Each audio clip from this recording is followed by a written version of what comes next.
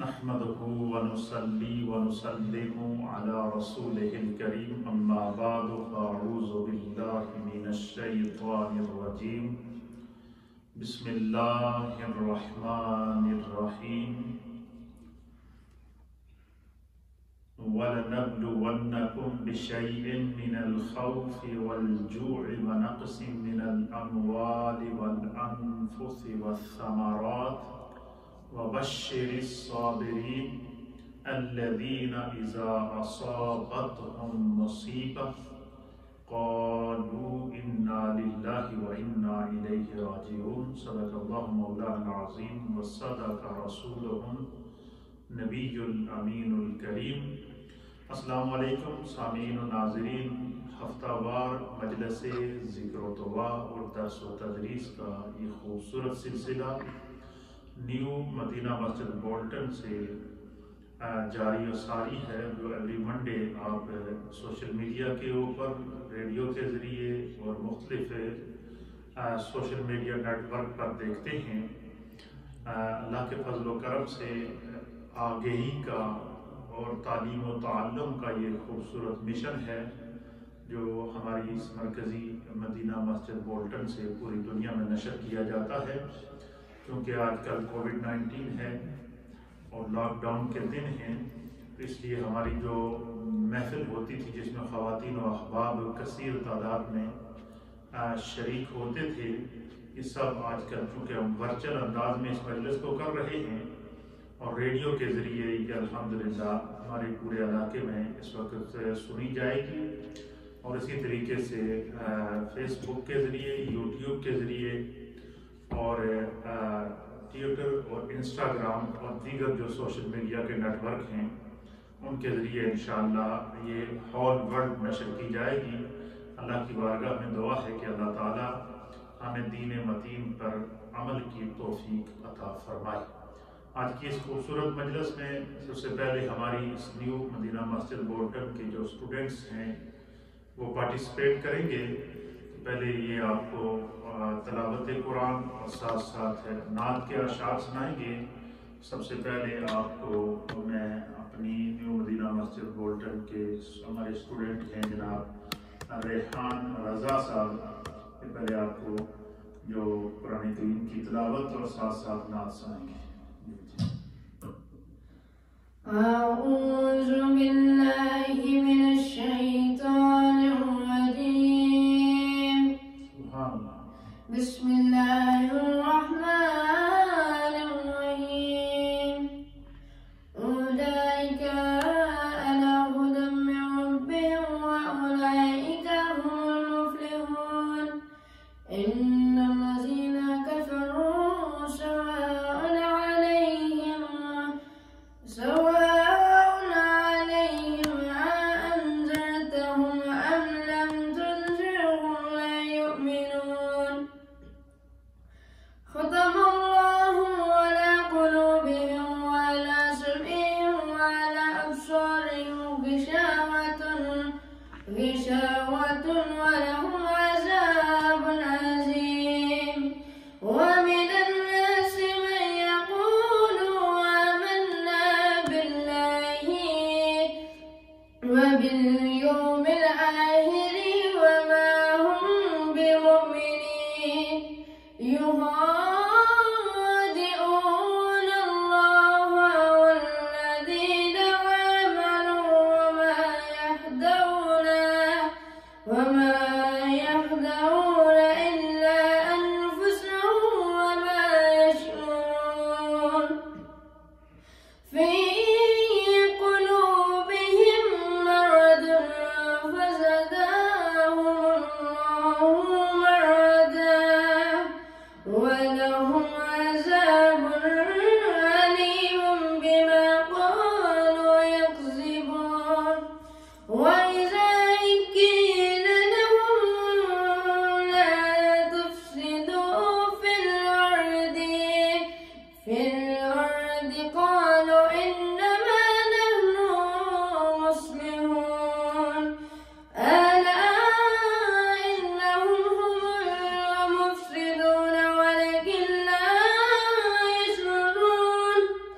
وإذا قيل لهم آمنوا كما آمن الناس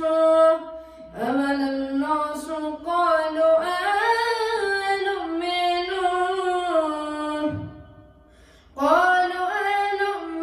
أنؤمن كما آمن السفهاء ألا إنهم هم السفهاء ولكن لا يعلمون وإذا لقوا الذين آمنوا قالوا آمنا وإذا خلوا على شياطينهم قالوا إنما نحن مستهزئون صدق الله العظيم. صلى الله عليك يا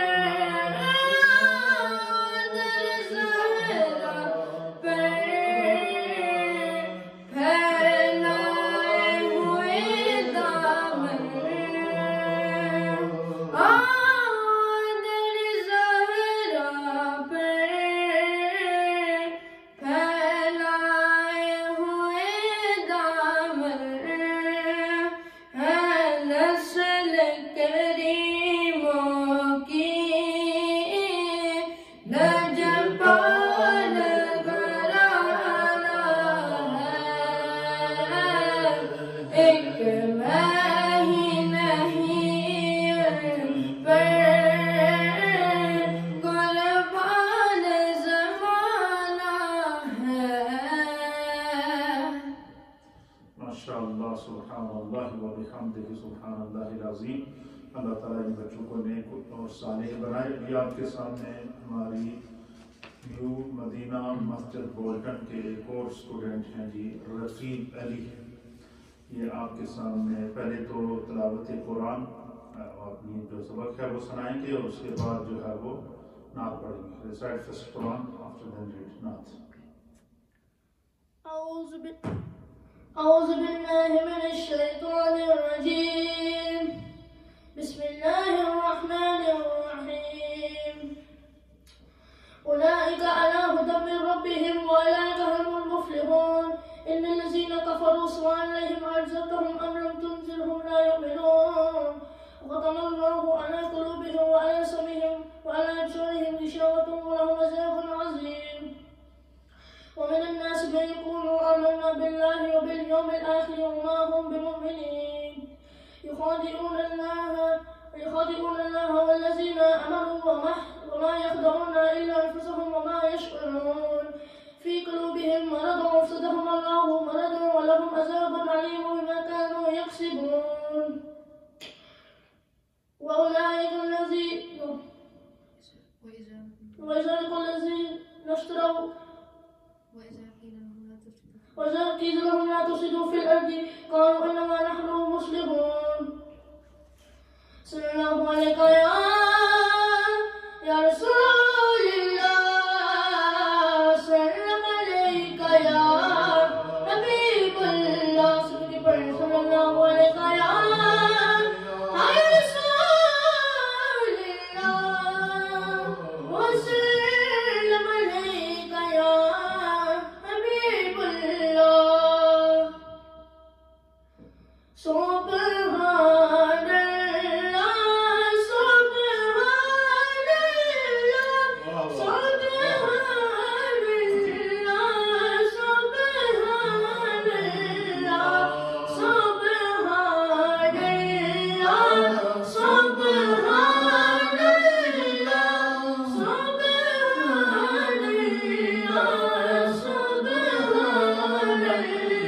سبحان الله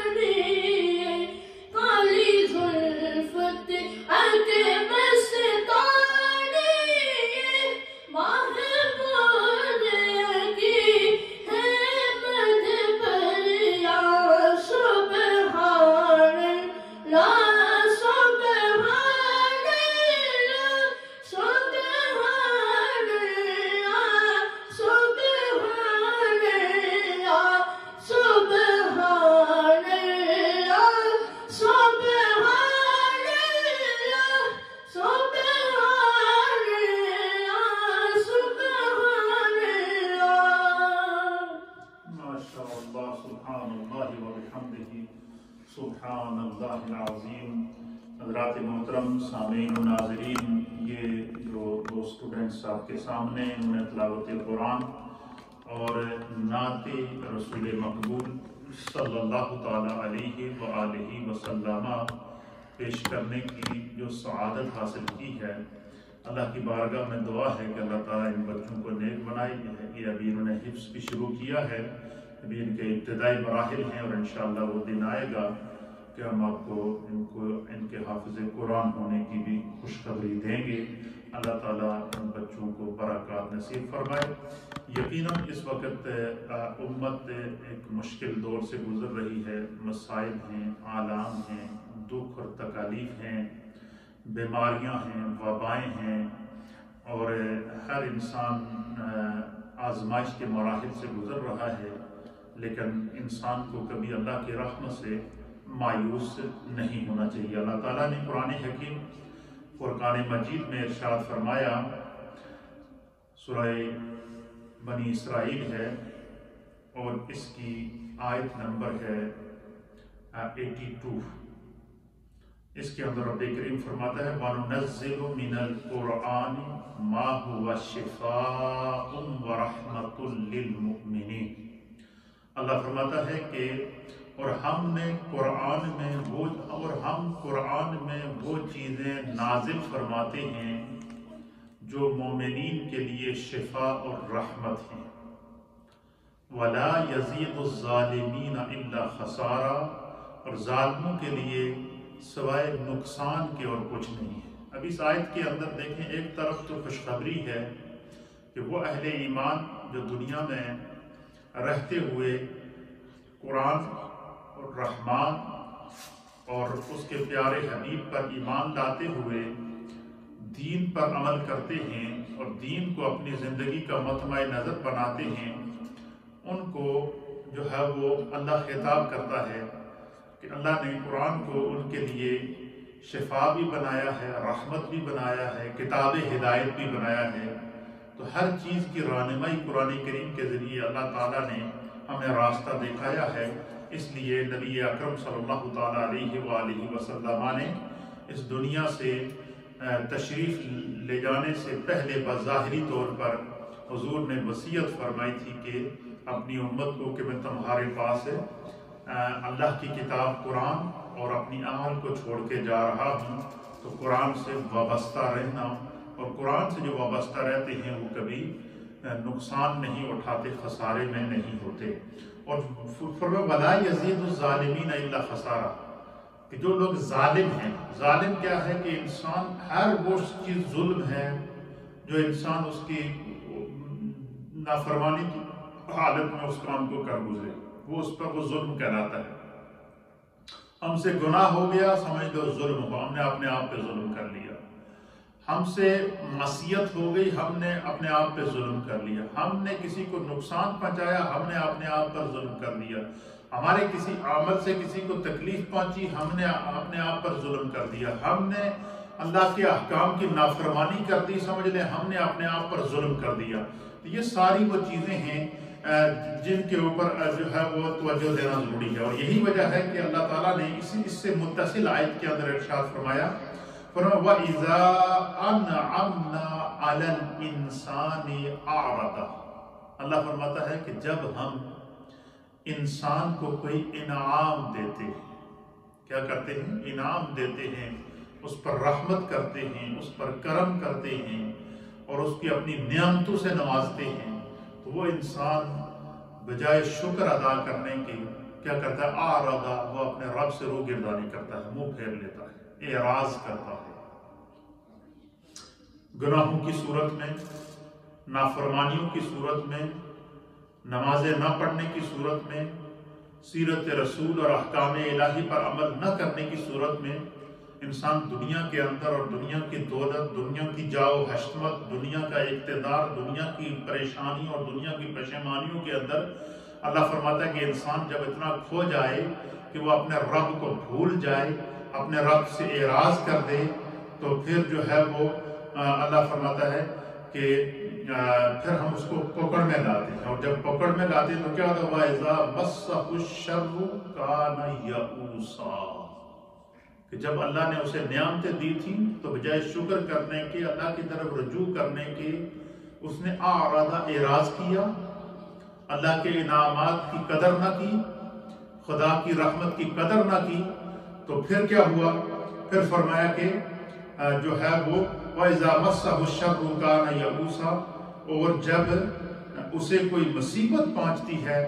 تکلیف پہنچتی ہے، تو وہ یئوسا مایوس ہو جاتا ہے۔ تو اللہ رب العالمین نے ہر حال میں اپنے رب کی طرف رجوع کرنے کی ہمیں تعلیم ارشاد فرمائی ہے۔ مسائل کا آنا، پریشانیوں کا آنا، آزمائشوں کا آنا، یہ دو طرح سے ہوتا ہے۔ ایک تو یہ ہوتا ہے کہ انسان نے اتنے گناہ کر لیے کہ اس نے سرکشی کر دی، اپنے رب کی نافرمانی کر دی، اور اس حد تک نافرمانی کر دی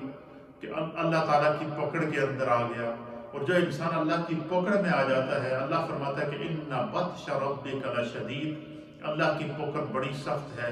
جو اللہ کی پکڑ کے اندر آ جائے تو پھر اس سے بچنا بہت مشکل ہوتا ہے۔ بعض دفعہ مصائب آتے ہیں انسان کے گناہوں کی کثرت کی وجہ سے، بعض دفعہ مصائب اور آلام آ جاتے ہیں انسان کی لاپرواہی اور نافرمانی، اور جو وہ اللہ تعالیٰ کی بارگاہ سے جو ہے وہ نافرمانی کی وجہ سے وہ مصائب کے اندر گرفتار ہو جاتا ہے۔ اور بعض دفعہ ایسا ہوتا ہے کہ انسان عظمت اور رفعت کی منزل پر فائز ہوتا ہے، تو خداوند قدوس اسے آزمانے کے لیے اس پر مصائب ڈالتا ہے کہ یہ میرا بندہ جو ہے وہ کیا مشکل میں بھی مجھے اسی طرح یاد کرتا ہے جس طرح راحت میں یاد کرتا ہے۔ تو انسان، یہ دنیا جو ہے یہ دارالعمل ہے، یہ جو دنیا ہے یہ دارالاسباب ہے، یہ دنیا جو ہے یہ مکافات عمل کی جگہ ہے۔ تو اس لیے یہاں جو ہے وہ انسان کو اللہ تعالیٰ آزماتا رہتا ہے۔ جو اللہ کے محبوب بندے ہوتے ہیں ان میں سے سب سے اعلیٰ جو طبقہ ہے وہ انبیاء کرام کا طبقہ ہے، اس کے بعد جو ہے وہ اولیاء صحابہ کرام کا طبقہ ہے، اس کے بعد اولیاء کاملین کا طبقہ ہے، علماء عاملین کا طبقہ ہے، نیک اور صالحین کا طبقہ ہے۔ جو بندہ جس طرح اپنے دین کے اندر موجود ہوگا، خدا اس کی زندگی میں اسے ہر حال میں آزماتا ہے۔ اگر سختی آ گئی، شدت آ گئی، حادثہ آ گیا، ایکسیڈنٹ آ گیا، بیماری آ گئی، وبا آ گئی، پریشانی آ گئی، مشکلات آ گئی، لیکن جو اہل ایمان ہیں، جو اللہ کے محبوب لوگ ہیں، جنہیں ہر لمحہ اپنے رب کی رحمت پر بھروسہ ہوتا ہے،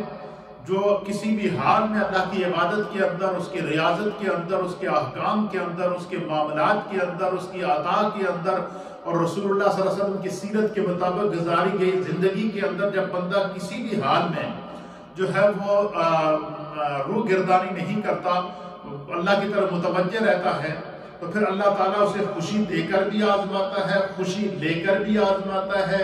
انعامات دے کر بھی آزماتا ہے، انعامات لے کر بھی آزماتا ہے، اور اس کی مثالیں قرآن ہمارے سامنے پیش کرتا ہے۔ جس طریقے سے حضرت سیدنا ابراہیم علیہ نبینا علیہ السلام کو اللہ نے کیا منصب عطا کیا تھا کہ آپ خلیل اللہ تھے، اللہ کے خلیل تھے، اور منصب خلت کے اوپر اللہ نے آپ کو فائز کیا ہے۔ لیکن جب آزمائش آئی تو آگ سے گزرنا پڑا، گزر گئے، آگ کے اندر موجود رہے، لیکن ایک لمحہ بھی اپنے رب کے ذکر سے اور اس کی یاد سے غافل نہ ہوئے۔ حتیٰ کہ آگ کا کام جلانا ہے، لیکن ذکر ابراہیم علیہ السلام نے، ابراہیم علیہ السلام کی تسبیحات نے، ابراہیم علیہ السلام کی تحلیلات نے، ابراہیم علیہ السلام کی اپنے رب کے ساتھ لگائی گئی لوح کے ساتھ، ابراہیم علیہ السلام کا جو تعلق باللہ تھا، اور ابراہیم علیہ السلام کی جو زبان کے اوپر سبحان اللہ و بحمدہ سبحان اللہ العظیم اور اپنے رب کی تسبیح اور تحلیل کا یہ عالم تھا کہ آگ کئی دن تک جلتی رہی۔ ایک روایت کے مطابق امام فخر الدین رازی نے لکھا کہ 40 دن تک آگ جلتی رہی۔ ایک دن نہیں، ایک لمحہ بندہ آگ کے اندر ہاتھ نہیں ڈال سکتا، ایک لمحے کے لیے بندہ آگ کے سامنے کھڑا نہیں ہو سکتا، اس کی تپش کا کیا عالم ہوتا ہے۔ لیکن سیدنا ابراہیم علیہ نبینا علیہ السلام کہ اس آزمائش میں اگر میرا رب مجھ سے خوش ہو جائے، ایک آگ کیا اگر ایسی ہزاروں آگے ہوں گی تو ابراہیم ان میں کود جائے گا۔ حضرت ابراہیم علیہ السلام کود پڑے، اس آگ کے اندر چلے گئے۔ اللہ نے آگ کو حکم دیا، یا نار کونی بردم وسلاما علی ابراہیم، اے آگ تیرا کام جلانا ہے، لیکن آج تیرے اندر قدم میرے ابراہیم نے رکھا ہے۔ آج میرا ابراہیم میرا ذکر کرتا ہوا، مجھ پر بھروسہ کرتا ہوا، میری رحمت کو مد نظر رکھتا ہوا، میری کریمی کو مد نظر رکھتا ہوا، میری محبت اور کے اندر گم ہو کر آج میرے ابراہیم نے اپنے آپ کو آگ کے حوالے کر دیا ہے۔ یا نار کونی بردم، اے آگ تیرا کام جلانا ہے، آج تو جلائے گی نہیں، آج میرے ابراہیم پر ٹھنڈی ہو جا، گلزار ہو جا۔ 40 دن تک آگ جلتی رہی، ابراہیم علیہ السلام آگ میں بیٹھے عبادت بھی کرتے رہے، ریاضت بھی کرتے رہے، ذکر بھی کرتے رہے۔ قرآن اس منظر کو بیان کرتا ہے کہ حضرت یونس علیہ نبینا علیہ السلام کو مچھلی کے پیٹ کے اندر ایک روایت کے مطابق 4 دن،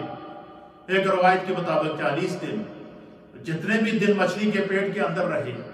تو وہ حالت سجدہ میں رہے اور مچھلی کے پیٹ کے اندر پڑھتے رہے لا الہ الا انت سبحانک انی کنت من الظالمین۔ حضرت یوسف علیہ نبینا علیہ السلام کئی عرصہ جیل کے اندر رہے، قید و بند کی صورتیں گزارتے رہے، کنویں کے اندر پھینک دیے گئے، لیکن دل اپنے رب کی یاد سے غافل نہ ہوا، اللہ کے ذکر میں اپنے آپ کو مست اور الست رکھا۔ خدا نے کنویں سے بھی بچا لیا اور پھر مصر کے زندان سے نکال کر، وہاں کے جیل سے نکال کر، وہاں کی قید سے نکال کر اللہ نے مصر کی حکومت عطا فرمائی۔ یہ قرآن ہمیں منظر بتاتا ہے کہ جو اللہ کے پاکیزہ لوگ ہوتے ہیں ان کے اوپر جب آزمائش آئے یا راحت میں رہیں وہ ہر حال میں اپنے رب کی طرف متوجہ ہوتے ہیں۔ اور قرآن کا یہ سبق ہمیں کیوں دیا جا رہا ہے؟ اس لیے کہ ہم پہ ذرا سی تکلیف آئے تو ہم جناب سب کچھ چھوڑ چھڑا کے بیٹھ جاتے ہیں۔ مسجد میں نماز پڑھنے واسطے کیوں نہیں آئے جی؟ بس جی تھکاوٹ ہو گئی جی، آپ جو ہے وہ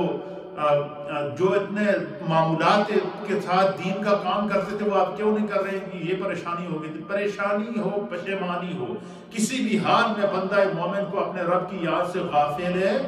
نہیں ہونا چاہیے۔ اب یہ قرآن کریم فرقان مجید میں اللہ فرماتا ہے کہ وَلَنَبْلُوَنَّكُمْ بِشَيْءٍ مِّنَ الْخَوْفِ وَالْجُوعِ وَنَقْصٍ مِّنَ الْأَمْوَالِ وَالْأَنفُسِ وَالثَّمَرَاتِ۔ اللہ فرماتا ہے کہ میں اپنے بندوں کو آزماتا ہوں، کبھی مال دے کر آزماتا ہوں، کبھی مال لے کر آزماتا ہوں، کبھی اولاد دے کر آزماتا ہوں، کبھی اولاد لے کر آزماتا ہوں، کبھی مال و دولت اور فصلیں دے کر، پھول اور پھل اور طرح طرح کے جو ہے وہ اناج دے کر اس کو آزماتا ہوں، کبھی وہ ساری فصلیں چھین کر آزماتا ہوں، جس طرح کہ حضرت داؤد علیہ نبینا علیہ السلام سب سے اللہ نے ان کو بادشاہ دنیا کی بادشاہت عطا فرمائی تھی۔ مال چلا گیا، دولت چلا گیا، کھیتیاں چلی گئیں، گھر جل گئے، خاندان جل گیا، اولاد جل گئی، اپنے جسم کے اوپر بیماری نے حملہ کر دیا، جسم لوگوں نے اپنے آپ کو علاقے سے محلے سے نکال کر ایک الگ جگہ چھوڑ دیا کہ آپ کی وجہ سے ہمیں بیماری لگ جائے گی۔ لیکن حضرت ایوب علیہ نبینا علیہ السلام اور حضرت داؤد علیہ السلام کی پاکیزہ سیرتیں ہمیں بتا رہی ہیں کہ ہر تکلیف کو برداشت کیا، لیکن ایک لمحے کے لیے بھی جو ہے وہ ان کا دل اللہ کی یاد سے غافل نہ ہوا۔ یہاں تک کہ مفسرین نے لکھا ہے کہ شیطان نے حضرت اللہ کی بارگاہ میں حاضر ہو کر کہا کہ یا رب کریم، میں نے مال بھی تباہ کر کے ایوب کا، ان کی دولت بھی تباہ کر کے، ان کی اولاد کو، ان کے گھروں کو بھی جلا کر میں نے آزما لیا، لیکن ایوب کا ایک لمحے کے لیے بھی تیری طرف سے غافل نہ ہوا اور ان پر کوئی بلال نہ ہوا، لہٰذا اللہ میں تیری بارگاہ میں عرض کرتا ہوں۔ شیطان نے کہا کہ مجھے ایوب کے جسم پر کنٹرول دو تاکہ میں ان کے جسم کو تکلیف پہنچاؤں، اور پھر میں دیکھتا ہوں کہ ایوب جو ہے وہ کس طرح تیری یاد سے غافل ہوتا ہے۔ اللہ نے کہا میں تمہیں ایوب کے جسم پر جو ہے وہ طاقت دے دوں، ایوب کے جسم کے اوپر جو ہے وہ تکلیف پہنچانے کی تمہیں اختیار تو دے دوں گا، لیکن ایوب کے دل اور اس کی زبان پر تمہیں اختیار دے دوں۔ اس کی وجہ کیا ہے؟ اللہ نے فرمایا کہ اس کا میرے ایوب کا دل کبھی ایک لمحے کے لیے بھی میرے ذکر سے خالی نہ ہوا، میرے ایوب کی زبان ایک لمحے کے لیے بھی جائے وہ کبھی اللہ کے ذکر سے غافل نہ ہوئی۔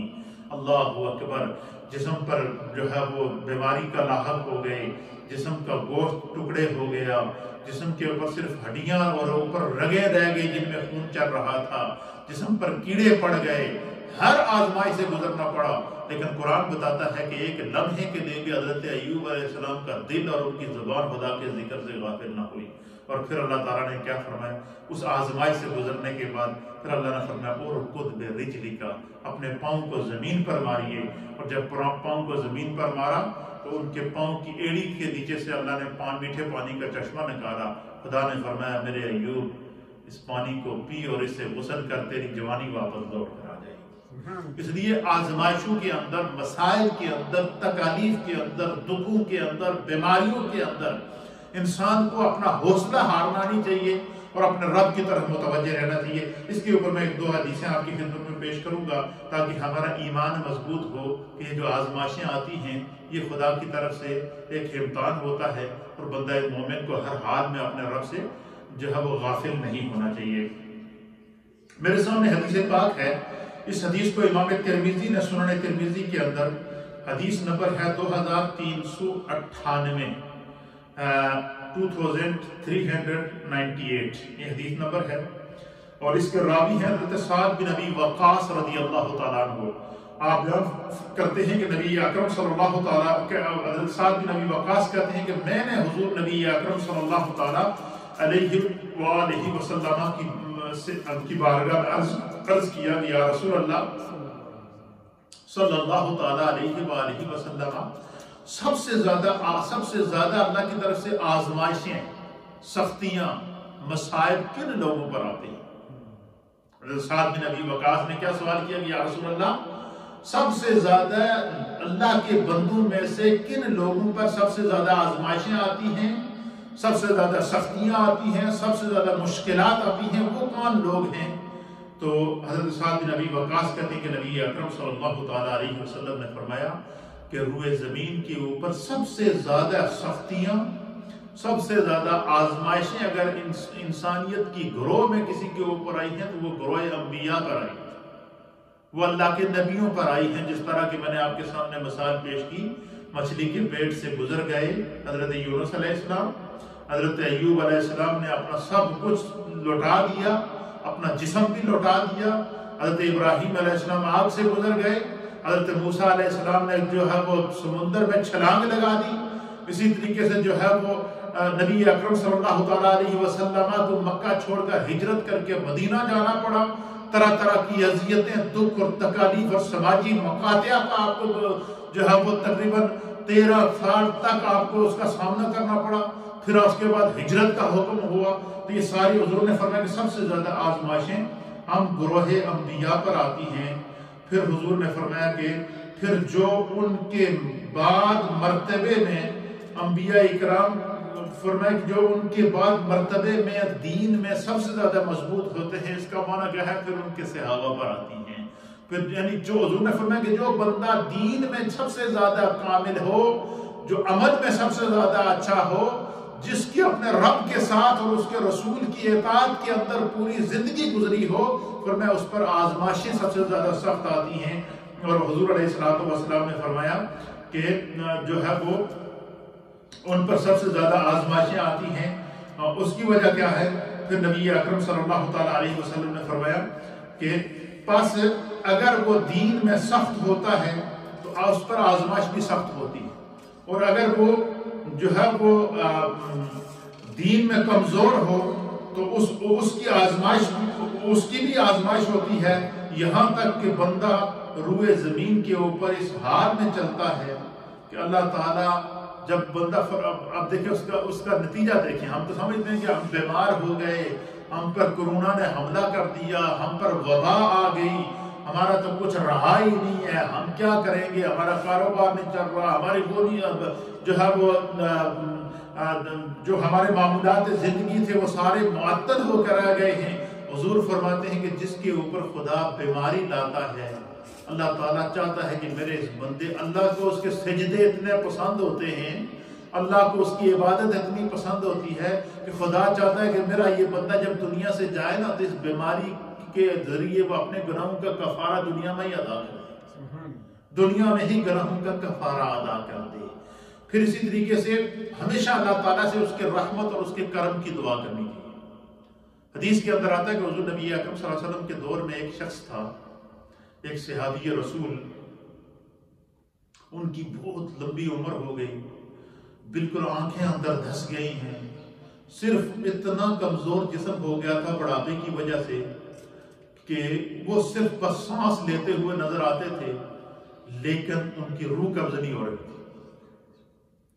روح قبض نہیں ہو رہی تھی، اور بالکل نہ وہ کھڑے ہو سکتے تھے، نہ خود سے کھا سکتے تھے، نہ پی سکتے تھے،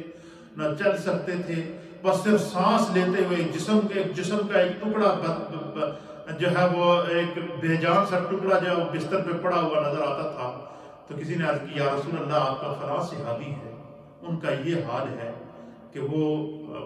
ایک نزع کا عالم ہے، سکرات کا عالم ہے، عرصہ گزر گیا، برسوں گزر گئے، وہ اسی حال میں ہیں، ان کی روح بھی قبض نہیں ہو رہی ہے، اور ان کی آنکھیں اندر دھس کے چلی گئی ہیں، جسم بالکل جسم کے اوپر جو ہے وہ ہڈیاں اور جلد باقی رہ گئی ہے، اور سانس چلتا ہوا نظر آ رہا ہے، لیکن ان کی روح قبض نہیں ہو رہی ہے، ایک عجیب کیفیت ہے۔ تو اللہ کے حبیب علیہ السلام کو جب یہ بتایا گیا تو حضور تو رحمت للعالمین ہے، حضور نے فرمایا مجھے ان کے پاس لے چلو۔ جب وہ تشریف لے گئے تو سرکار نے ان کے سر پر ہاتھ پھیرا تو حضور علیہ السلام نے ان کو مخاطب کر کے فرمایا کہ کیا آپ نے کوئی زندگی میں کوئی اللہ سے دعا مانگی تھی؟ تو انہوں نے عرض کیا یا رسول اللہ میں نے اللہ سے دعا مانگی تھی۔ آپ نے فرمایا کیا دعا مانگی تھی تم نے؟ انہوں نے کہا یا رسول اللہ میں نے دعا مانگی تھی کہ یا اللہ مجھے آخرت میں عذاب نہیں دینا، اور میرے گناہوں کا اور مجھ سے جو تو نے آخرت میں سزا دینی ہے اسے دنیا میں دے دے۔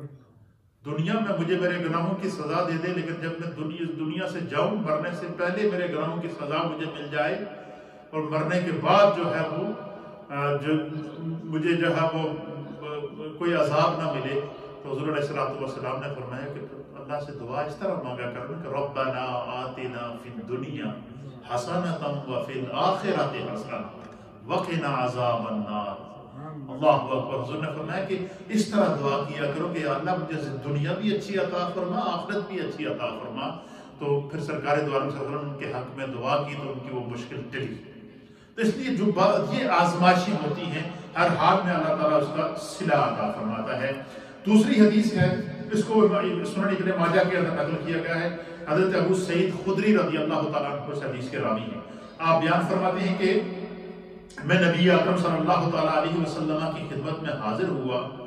اس وقت میں نے دیکھا کہ سرکار دو عالم صلی اللہ تعالیٰ علیہ وسلم کے جسم پر شدید ترین بخار تھا۔ حضور شدید بخار کے عالم میں تھے،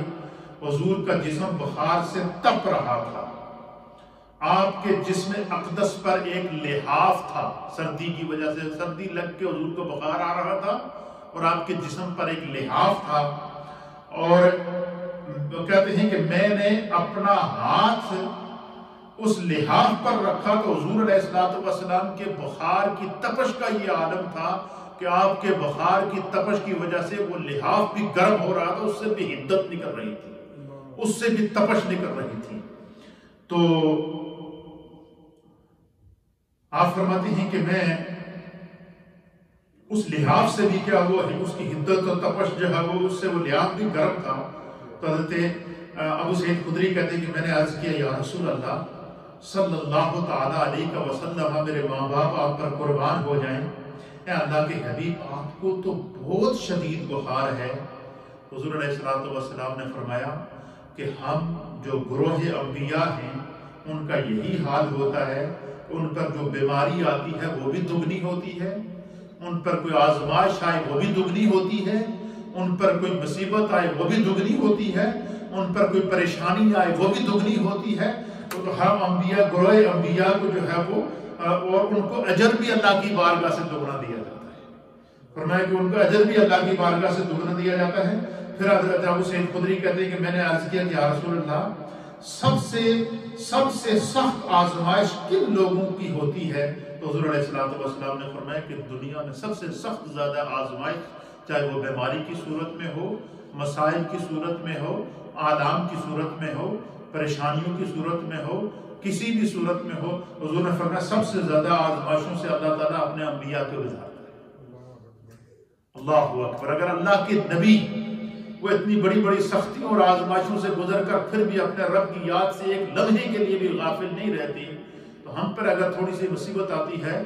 تو ہم مایوس ہو جاتے ہیں۔ ہمیں اپنے رب کی طرف رجوع کرنا چاہیے، اپنے ایمان کو مضبوط رکھنا چاہیے۔ جتنی دنیا میں آزمائش سخت ہے، اتنا جو ہے وہ کیا ہوتا ہے، جو ہے وہ اللہ کی طرف سے انعام بھی زیادہ ہے۔ پھر آپ فرماتے ہیں کہ کہتے ہیں کہ پھر میں نے عرض کیا کہ پھر اس کے بعد کن لوگوں پر زیادہ آزمائش آتی ہے؟ حضور نے فرمایا جو لوگ نیک ہوں، صالح ہوں، دین میں زیادہ سخت ہوں، دین پر زیادہ عمل کرنے والے ہوں، دین کی طرف جن کا رجوع زیادہ ہو، ان پر آزمائشیں زیادہ آتی ہیں، ان پر پریشانیاں آ جاتی ہیں، بیماریاں آ جاتی ہیں۔ لیکن چونکہ ان کو اللہ نے عبادت کا لطف دیا ہوتا ہے، ان کو خدا نے قرب کی لذت عطا کی ہوتی ہے، وہ نبی پاک صلی اللہ تعالیٰ علیہ وسلم کی محبت کا نور اپنے سینے میں رکھتے ہیں، چاہے وہ مرد ہو یا خواتین ہو، تو حضور نے فرماتے ہیں کہ اللہ تعالیٰ ان کو آزمائش تو دیتا ہے، لیکن خدا ان کو اجر بھی دگنا دیتا ہے، اللہ تعالیٰ ان کو اجر بھی دگنا دیتا ہے۔ حضور نے فرمایا نیک اور صالح لوگوں پر زیادہ آزمائشیں آتی ہیں، اور ان میں سے بعض ایسے فقر میں مبتلا کر، حضور فرماتے بعض لوگوں کو اللہ تعالیٰ ایسے فقر میں مبتلا کر دیتا ہے ان کے پاس ایک چوغا کے علاوہ ان کے جسم کے اوپر صرف ایک چیز اپنا صرف پردہ کا سطر ڈھانپنے کے علاوہ ان کے پاس اور کچھ نہیں رہتا، سب کچھ اپنے رب کے لیے قربان کر دیتے ہیں۔ یعنی اس حد تک اللہ تعالیٰ اپنے بندوں کو کیا کرتا ہے، آزماتا ہے۔ اور اس کی مثال ہمارے سامنے حدیث کے اندر آتی ہے کہ نبی اکرم صلی اللہ تعالیٰ علیہ وآلہ وسلم نے جو ہے وہ غزوے کے موقع پر فرمایا کہ اسلام کو مال کی ضرورت ہے، تو تمام صحابہ اپنا اپنا مال لے کر آئے، لیکن سیدنا صدیق اکبر جب جو کچھ تھا گھر میں لے کر آئے، صرف ایک چادر اپنے جسم پر رکھی اور اس کو ببول کے درخت کے کانٹوں کے ساتھ اس کے بٹن لگائے اور حضور کی بارگاہ میں آئے۔ علامہ جلال الدین سیوطی رحمۃ اللہ تعالیٰ علیہ فرماتے ہیں کہ حضور کی مجلس لگی تھی تو جبریل علیہ السلام حضور کی بارگاہ میں آئے، اور جبریل نے بھی اسی طرح کی چادر اوڑھی ہوئی ہے جس طرح کی سیدنا صدیق اکبر نے اوڑھی ہوئی ہے۔ تو حضور فرماتے ہیں کہ میں نے یہ جو مہینہ ہے یہ سیدنا صدیق اکبر کا مہینہ ہے، اس سے بعد ہماری جتنی مجلسیں ہوں گی وہ سیدنا صدیق اکبر رضی اللہ تعالیٰ عنہ کے ایصال ثواب کے لیے آپ کی یاد میں وہ مجالس میں منعقد کی جائیں گی، اور جمعوں میں آگے اجتماعات میں افضلیت سیدنا صدیق اکبر اور فضائل پر انشاءاللہ خصوصی گفتگو بھی ہوگی۔ تو حضرت جبریل آئے، آپ نے چادر اوڑھی ہوئی ہے، اور اسی طریقے سے جس طرح سیدنا صدیق اکبر کی چادر کے اندر ببول کے کانٹے کے بٹن لگے ہوئے، جبریل علیہ السلام کی چادر میں بھی وہ بٹن لگے ہوئے ہیں۔ تو حضور نے فرمایا کہ جبریل آج خیرتی ہے حضور، تو حضور کی بارگاہ میں حضرت جبریل نے عرض کیا یا رسول اللہ یہ ایک جبریل ہی نہیں، آج آسمان کے ہر فرشتے نے یہی لباس پہنا ہوا، کیوں کہ آج ابو بکر کے ایثار کے اوپر، ابو بکر کے جذبے کے اوپر، ابو بکر کے اللہ کی بارگاہ کے اندر پیش کیا جانے والے مال کے جذبے کے اوپر رب اتنا خوش ہے کہ آج اللہ تعالیٰ کے ہر فرشتے نے جو ہے وہ یہی لباس پہنا ہوا۔ خدا چاہتا ہے کہ آج میرے ابو بکر کے انداز میں فرشتے بھی نظر آئیں۔ دنیا میں بندہ رہ کر جب خدا کا ہو جائے، من کان للہ وکان اللہ لہ، جو خدا کا ہو جاتا ہے خدا اس کا ہو جاتا ہے۔ اس لیے یہ مال، یہ اسباب، یہ حکومت، یہ ریاست، یہ جو کچھ خدا بندہ دنیا میں اللہ تعالیٰ انعام عطا فرماتا ہے، تو اس انعام کے دوران دنیا کی محبت میں انسان کو کبھی اپنے رب سے غافل نہیں ہونا چاہیے۔ اسی طریقے سے تیسری حدیث ہے، یہ سنیں گے تو آپ کا اور ایمان تازہ ہوگا۔ یہ حدیث ہے ام المؤمنین سیدہ عائشہ صدیقہ بنت صدیق اکبر رضی اللہ تعالی عنہما۔ اللہ اکبر! دیکھیں پہلے والد محترم کا ذکر آ گیا، پاکیزہ بیٹی کا جو ہم سب مومنوں کی ماں، ان کا ذکر آ گیا۔ سیدہ عائشہ صدیقہ رضی اللہ تعالی عنہ بیان کرتی ہیں، آپ فرماتی ہیں کہ نبی اکرم صلی اللہ تعالی علیہ وسلم نے فرمایا کہ صالحین پر سختی کی جاتی ہے،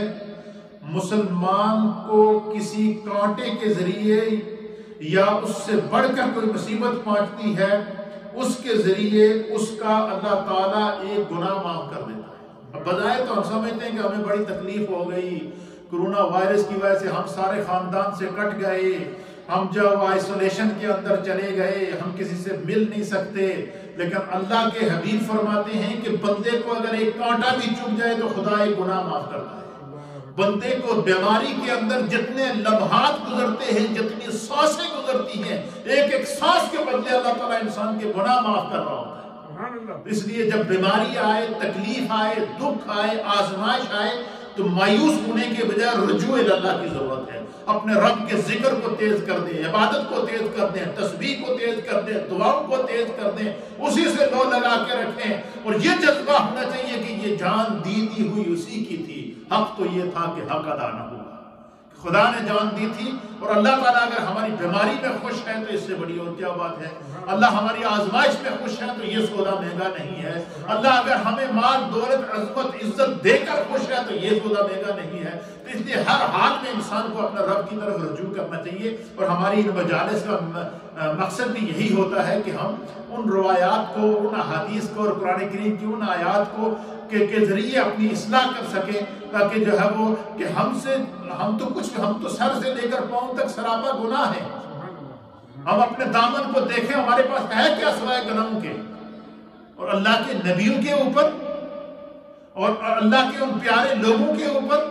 جو ہے وہ کتنی آزمائشیں آتی ہیں۔ تو اس لیے جب بندے پر کوئی آزمائش آئے تو یہ ہمارا ایمان ہونا چاہیے،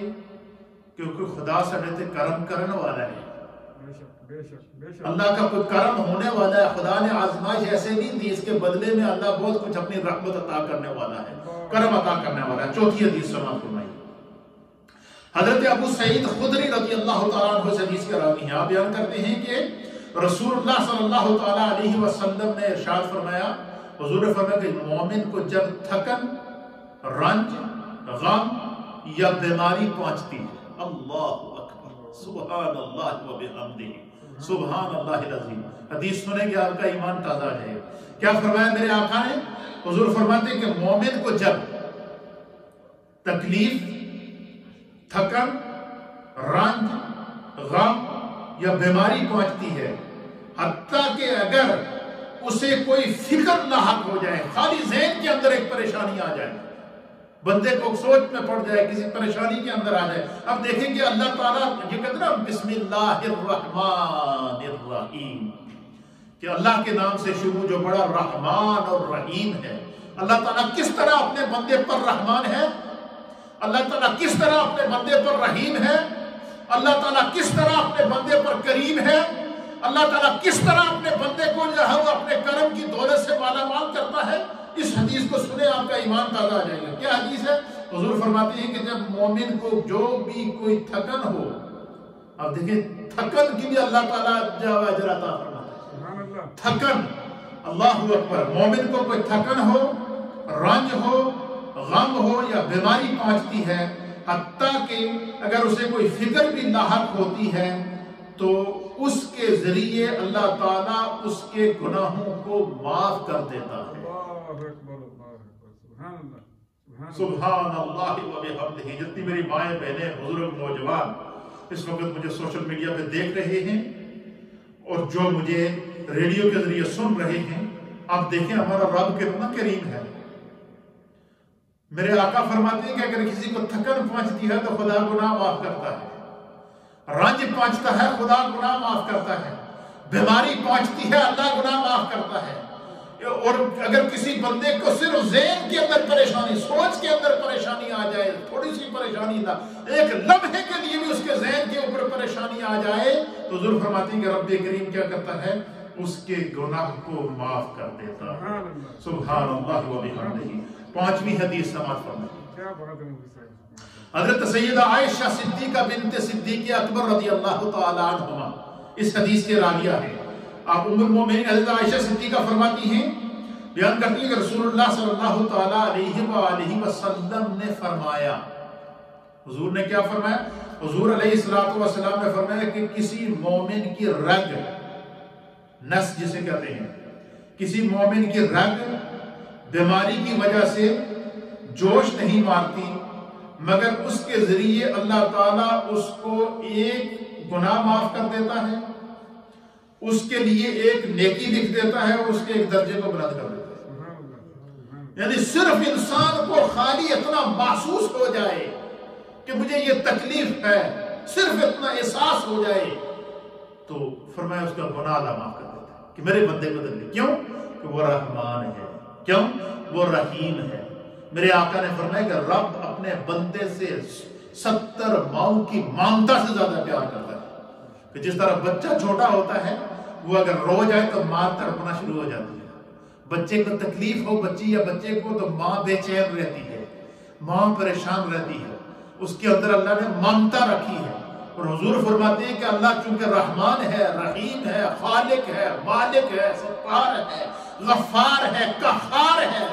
وہ رحمان اور رحیم ہے۔ فرمایا بندے کو اگر ایک سانس کے برابر بھی ذرا سی تکلیف پہنچتی ہے تو اللہ تعالیٰ اس کے گناہ کو معاف کر کے خدا اس پر مہربانی فرماتا ہے، اس پر کرم فرماتا ہے۔ 5ویں حدیث سماعت فرمائیے۔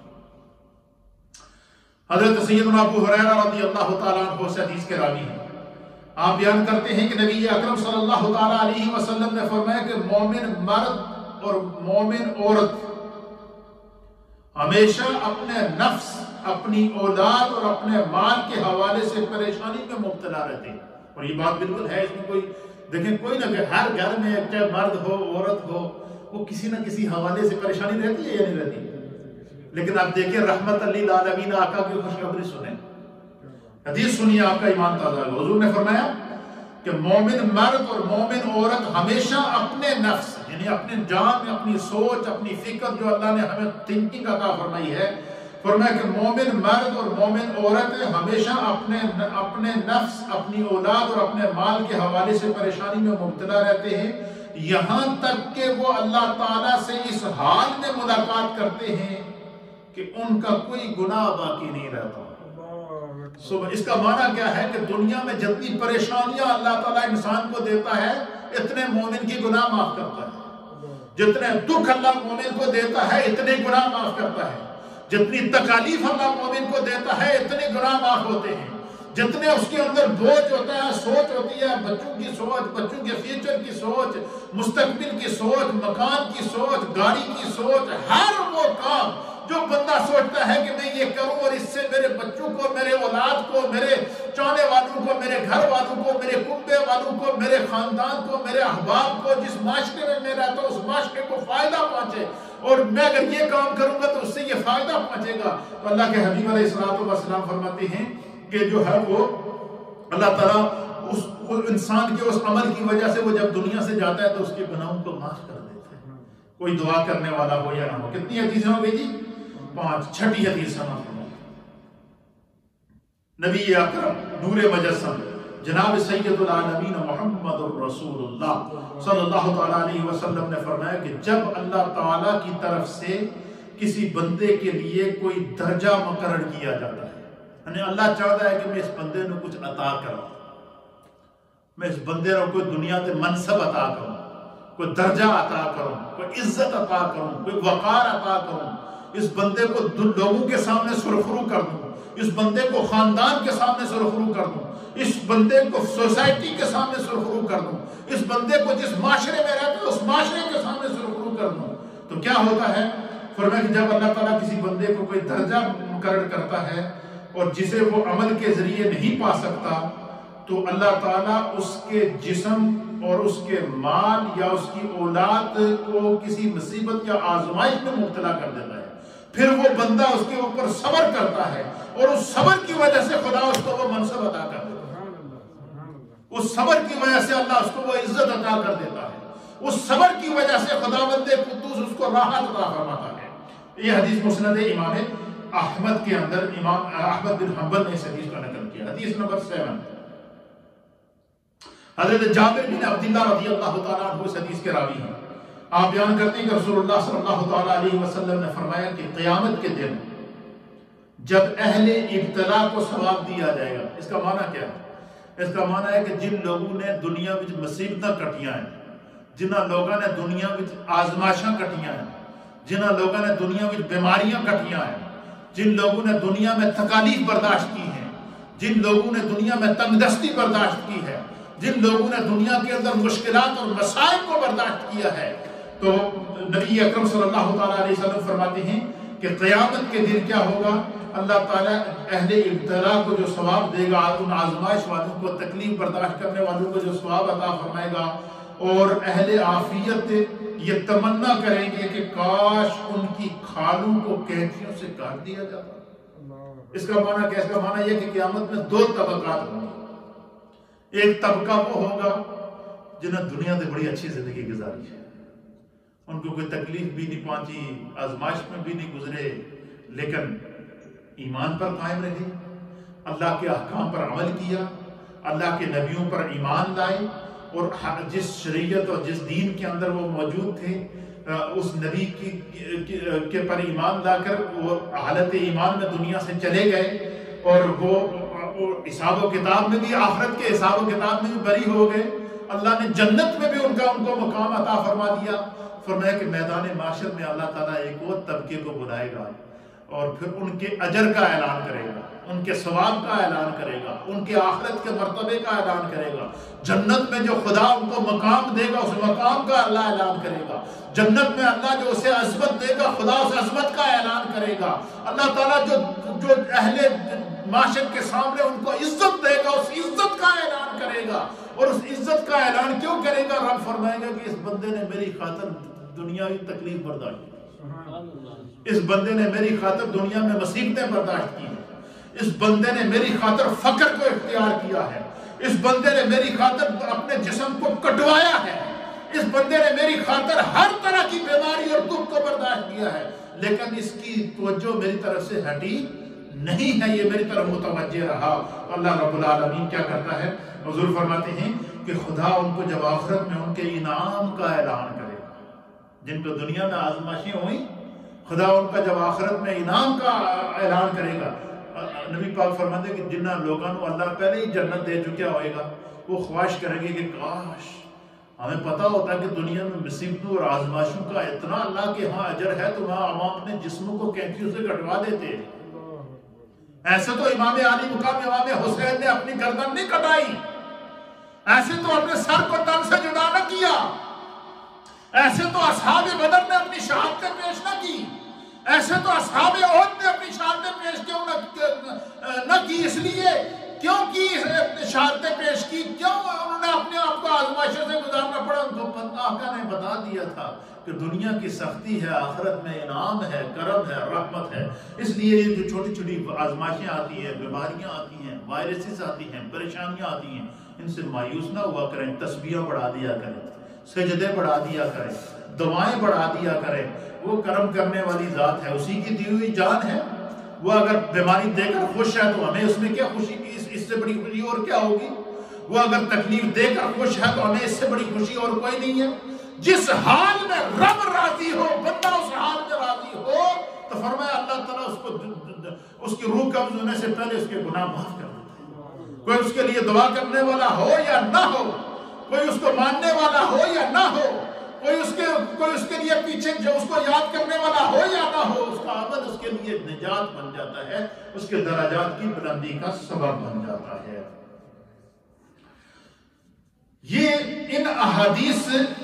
سے یہ بات ثابت ہو گئی کہ دیکھیں اللہ تعالیٰ کی طرف سے جو آزمائشیں آتی ہیں ان پر ہمیں گھبرانا نہیں چاہیے۔ یہ چند وہ چیزیں تھیں جن کا میں نے آپ کی خدمت میں پیش کر دیا، اور ساتھ میں اور بہت ساری احادیث میں نے تیار کی ہوئی تھی، لیکن کیونکہ ٹائم نہیں ہے کہ جب مصیبت آتی ہے تو بندہ اگر اس کے لیے اسباب کرتا ہے، مثلا بیمار ہو گیا تو علاج کرتا ہے، کسی کو مصیبت میں دیکھ لیا تو بندہ نے اس کی مدد کر لی، تو فرمایا کہ اس کا بھی اللہ تعالیٰ نے بہت ہی بڑا اجر رکھا ہے۔ تو اس لیے ہر حال میں ہمیں اپنے رب سے کیا کرنا ہے؟ رب کی طرف متوجہ ہونا ہے، اپنے رب کی طرف لو لگانی ہے، کبھی بھی مایوس نہ ہوں۔ ہمارے ہاں لوگ جب تنگ آ جاتے ہیں، تکلیفوں سے تنگ آ جاتے ہیں، یا پریشانیوں سے تنگ آ جاتے ہیں، یا مسائل سے تنگ آ جاتے ہیں، وہ رحمان اور رحیم سے شکوہ کر بیٹھتے ہیں۔ اس لیے کسی بھی حال میں شکوہ نہیں کرنا چاہیے۔ وہ فرماتا ہے کہ وَلَنَبْلُوَنَّكُمْ بِشَيْءٍ مِّنَ الْخَوْفِ وَالْجُوعِ وَنَقْصٍ مِّنَ الْأَمْوَالِ وَالْأَنفُسِ وَالثَّمَرَاتِ۔ حضور علیہ السلام جب مصیبتیں آتی تھیں، پریشانیاں آتی تھیں، تو اللہ کے حبیب علیہ السلام دعائیں پڑھا کرتے تھے، دعائیں سنایا کرتے تھے، یہاں تک کہ جو ہے وہ ایک حدیث اور آپ کو سنا دیتا ہوں کہ جب کوئی مشکل ہو تو سرکار اللہ کی طرف سے کس طرح رجوع کرتے جاتے تھے۔ عقبہ بن عامر الجہنی رضی اللہ تعالیٰ عنہ اس حدیث کے راوی ہیں، آپ بیان کرتے ہیں کہ رسول اللہ صلی اللہ تعالیٰ علیہ وسلم نے فرمایا کہ تم نے نہیں دیکھا کہ آج رات اللہ نے مجھ پر ایسی 2 صورتیں نازل فرمائی ہیں کہ اس کی مثل اور کوئی صورتیں نہیں ہیں۔ سرکار نے فرمایا کہ وہ صورتیں کون سی ہیں؟ حضور نے فرمایا قل اعوذ برب الفلق اور قل اعوذ برب الناس۔ اس لیے حدیث ام المومنین کہتی ہے کہ سرکار رات کو سونے سے پہلے معوذتین کہتے ہیں، قل اعوذ برب الفلق اور قل اعوذ برب الناس۔ یہ وہ وظیفہ ہے، یہ بیماری کا وہ علاج ہے، یہ پریشانیوں کا وہ علاج ہے، یہ دکھوں کا وہ علاج ہے، یہ جادو ٹونے کا وہ علاج ہے جو خود سرکار دو عالم صلی اللہ علیہ وسلم کے اوپر اللہ نے وحی کے ذریعے نازل فرمایا۔ تو آپ فرماتے ہیں کہ حضور علیہ السلام تو معوذتین قل اعوذ برب الفلق اور قل اعوذ برب الناس پڑھ کر اپنے ہاتھوں پر دم کر کے حضور اپنے جسم پر پھیر لیا کرتے تھے۔ اللہ اکبر۔ اسی طریقے سے حضرت حابس جہنی رضی اللہ تعالیٰ عنہ بیان کرتے ہیں، آپ بیان کرتے ہیں کہ رسول اللہ صلی اللہ تعالیٰ علیہ وسلم نے فرمایا کہ اے حابس، میں تمہیں ان کلمات کی خبر نہ دوں جو اللہ تعالیٰ سے پناہ طلب کرنے میں سب سے زیادہ افضل ہے۔ یعنی بندہ جب دنیا سے ہر ایک سے مایوس ہو جائے تو جب اس اپنی رب کی رحمت سے آسرا ہوتا ہے تو حضور نے فرمایا کہ میں تمہیں ایسی کلمات نہیں دساں کہ بس وہ کلمات پڑھو گے کہ تو جانے تیرا رب جانے، اللہ تمہیں دنیا میں کسی کا محتاج ہی نہ کرے، اللہ تعالیٰ تمہاری اس بیماری، پریشانی، مشکل ہر چیز کو دور کر دے۔ تو حضرت حابس کہتی ہیں کہ میں نے عرض کیا کہ کیوں نہیں یا رسول اللہ، اس سے بڑی میری سعادت کیا ہوگی کہ آپ مجھے وہ کلمات بتائیں کہ جو ہے وہ اللہ تعالیٰ جب پڑھنے سے خدا کی رحمت میری طرف متوجہ ہو جائے، اللہ کا کرم میری طرف متوجہ ہو جائے، اللہ تعالیٰ اپنے کرم کی دولت سے مالا مال فرما دے۔ تو حضور نبی علیہ السلام نے جو ہے وہ فرمایا کہ قل اعوذ برب الفلق اور قل اعوذ برب الناس، ان دونوں صورتوں کو معوذتان کہتے ہیں۔ کیا کہتے ہیں؟ معوذتان۔ حضور نے فرمایا کہ یہ دونوں صورتیں پڑھ لیا کرو، اللہ ہر مصیبت کو بچا لے گا، جادو سے بھی اللہ بچا لے گا، پریشانی سے بھی اللہ بچا لے گا، جسمانی تکالیف سے بھی اللہ بچا لے گا، ہر طرح کی پریشانی سے اللہ بچا لے گا۔ تو فرمایا کہ یہ پڑھ لیا کرو۔ پھر اسی طریقے سے عقبہ بن عامر رضی اللہ تعالیٰ عنہ بیان کرتے ہیں کہ میں نے عرض کیا یا رسول اللہ، میں سورہ یوسف اور سورہ ہود کو پڑھوں؟ آپ نے فرمایا کہ بالکل ضرور پڑھو، لیکن اے عقبہ قل اعوذ برب الفلق کو پڑھو، تم کوئی صورت نہیں پڑھو گے بھی اگر تو اللہ تعالیٰ اس قل اعوذ برب الفلق پڑھنے کے سبب سے تمہاری ہر پریشانی مشکل کو دور کر دے گا۔ یہ قرآن ہمیں علاج بتا رہا ہے۔ حضرت ابو سعید خدری رضی اللہ تعالیٰ عنہ بیان کرتے ہیں کہ رسول اللہ صلی اللہ تعالیٰ علیہ وسلم جنات کی نظر سے انسانوں کو محفوظ رکھنے کے لیے معوذتین پڑھا کرتے تھے۔ اس لیے جب آپ دیکھیں نا گھروں میں چھوٹے چھوٹے بچے روتے رہتے ہیں، پتہ نہیں چلتا، ہم سے باقاعدہ لوگ رابطہ کرتے ہیں کہ فلاں بچے کو، فلاں بچی کو تکلیف ہے تو آپ اس کو دم کر لیں۔ تو اللہ کے حبیب نے ایک دم بتایا ہے کہ مائیں اور بہنیں اور جو ہماری مائیں بہنیں بزرگ موجود ہیں گھروں کے اندر، جو بچہ اگر چھوٹا بچہ تکلیف میں ہے، رو رہا ہے، تو اس کو کیا کریں؟ اول آخر درود شریف پڑھ کے 3 دفعہ قل اعوذ برب الفلق اور 3 دفعہ قل اعوذ برب الناس پڑھ کر اس کو دم کر دیا کریں۔ خدا اس کی مشکل، مصیبت، پریشانی، بیماری دور کر دے گا، ہر قسم کی نظر سے اور ہر قسم کی شر سے اللہ اس کو محفوظ کر دے گا۔ یہ جتنے لوگ مجھے سن رہے ہیں، میرے مرشد کی جانب سے مجھے اجازت ہے اور میں آپ کو اجازت دیتا ہوں، اس کو ضرور پڑھ لیا کریں،